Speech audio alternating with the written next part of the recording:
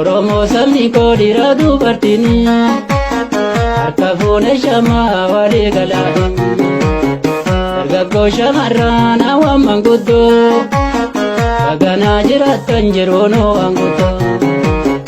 Oromoo sabni koo dhiira dubartiini harka fuune shamaa walii galaa dargaggoo shamarran hawwan manguddoo baganuu jiraattan jiruunoo anguddoo.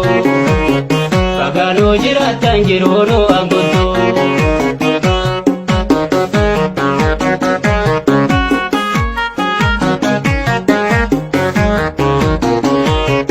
Ashama shanganna nagaa walgabanna bahalitta kaba kibba walamanna bahalitta kaba kibba walamanna qabsoo bilisummaa waliin tarkaanfanna walmalee waan qabnu waliinis dhaadanna walmalee waan qabnu waliinis dhaadanna. Oromoo sabni koo dhiira dubartiini harka fuune shamaa walii galaa dargaggoo shamarran hawwan manguddoo baganaa jiraattan jiruunoo anguddoo. Oromoo sabni koo dhiira dubartiini harka fuune shamaa walii galaa dargaggoo shamarran hawwan manguddoo baganuu jiraattan jiruunoo anguddoo. Baganuu jiraattan jiruunoo anguddoo.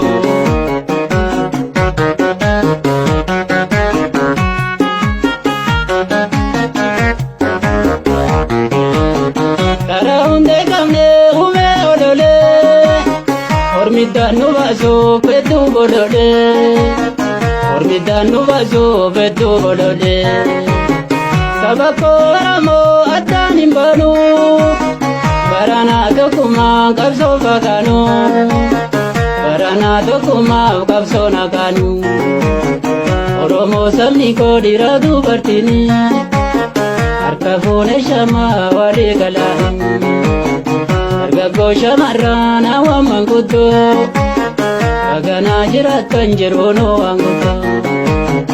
Oromoo sabni koo dhiira dubartiini harka fuune shamaa walii galaa dargaggoo shamarran hawwan manguddoo baganuu jiraattan jiruunoo anguddoo. Baganuu jiraattan jiruunoo anguddoo.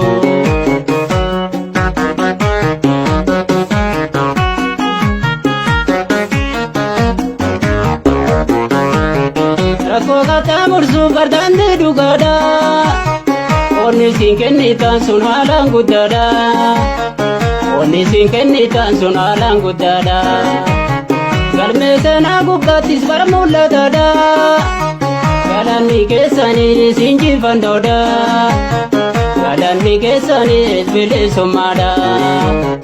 Oromoo sabni koo dhiira dubartiini harka fuune shamaa walii galaa dargaggoo shamarran hawwan manguddoo baganaa jiraattan jiruunoo anguddoo.